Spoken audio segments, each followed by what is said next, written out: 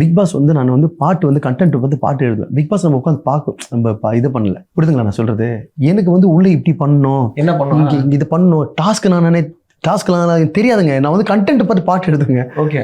நான் வந்து ஏரியா உள்ள என் மாமா மச்சான், என் ஃப்ரெண்டு, என் சொந்த பந்தம் கூட, எங்கள் அக்கா, எங்கள் அண்ணன், இப்போ அரோரா வந்து ஒரு சித்தி பொண்ணு, ரம்யா ஒரு சித்தி பொண்ணு, கனியாக்கா ஒரு கூட பிறந்த அக்கா, அமித் ஒரு மச்சான், கமருதீன் ஒரு மச்சான், மாமா மச்சான், இது மாதிரி வந்து நானே வந்து இது வந்து ஒரு ஏரியா, ஒரு ஃபிக்ஸ். நான் இருந்ததே அப்படிதான் இருந்திருப்பேன். பார்த்தீங்கன்னா இவங்களை தூக்கி சுத்துறது, இவங்க கிட்ட விளையாடுறது, அவங்க கிட்ட விளையாடுறது, இப்போ சண்டை போட்டால் இங்கே வந்து சேருது. அது என் ஏரியாவா நான் பார்த்துட்டு இருந்தேன். எனக்கு அது ஒரு கேமும் அங்கே கேமரா இருக்கிறதும் தெரில. அது ஒரு இதுவாக நான் பார்க்கலாம். நான் என் வீட்டாண்ட இருக்கிற மாதிரி, நான் சக குடும்பத்தில் இருக்கிற மாதிரி நான் அங்கே இருந்துட்டு வந்துட்டேன். ஓகே. பூரி சொல்றதா கொஞ்சம் கடுப்பாயிட்டீங்களா? பூரி வந்து ஆமா, அது மட்டும் கொஞ்சம் கடுப்பு. பூரிய கழுத்து வச்சு சாவடிக்கிறாப்புல அமித் தான் ஒழுங்கா வரலன்னு கோச்சிட்டு வேற செஞ்சுட்டு நீங்க வேற கோச்சிங் போயிட்டீங்க. அவர் வந்து சமாதானப்படுத்தினாப்புல. அமித்லாம் செம்ம அவர் குழந்தை மாதிரி தான் ஜாலியா உள்ள. உண்மையிலேங்க அவரு எப்படி சொல்ற செம்ம.